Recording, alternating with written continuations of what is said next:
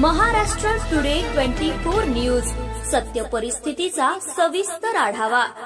गोदावरी नदीपात्रात वाळूची बेसुमार लूट, प्रशासनाचे दुर्लक्ष नव्हे तर मिलीभगत, वाळू माफियांना महसूल प्रशासनाचा वरद हस्त। नांदेड जिल्ह्यातील मुदखेड तालुक्यातील शंकतीर्थ येथील लाईव्ह दृश्य आपण पाहू शकता। भर दिवसा शंकतीर्थ येथील गोदावरी नदीपात्रातनं वाळू माफिया मोठ्या प्रमाणात वाळूचा अवैधरित्या उपसा करत असल्याचं गंभीर चित्र आपल्या समोर आहे।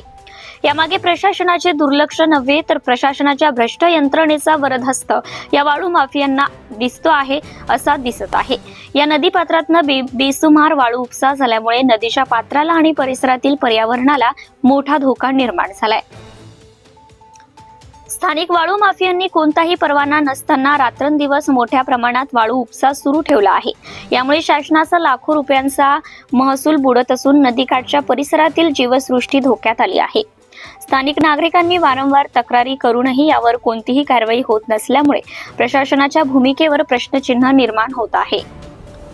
या गंभीर समस्येकडे जिल्हाधिकारी आणि महसूल विभागाने तातडीने लक्ष देऊन बेकायदेशीर वाळू उपसा करणाऱ्यांवर कठोर कारवाई करावी अशी मागणी जोर धरत आहे। परवाच महाराष्ट्र टुडे मराठीच्या टीमने हिंगोली जिल्ह्यातील वसमत तालुक्यातील माटेगाव शिवारातील नदीपात्रातून अवैधरित्या वाळू उपसा होत असल्याची माहिती घेऊन प्रत्यक्ष तेथे जाऊन ग्राउंड रिपोर्ट केला आहे। यावर तात्काळ जिल्हा अधिकारी हिंगोली यांनी कार्यवाही केली आहे। महाराष्ट्र टुडे मराठीसाठी bureau report Bhimrao Haibate, Nanded. Subscribe now and press the bell icon. Never miss an update.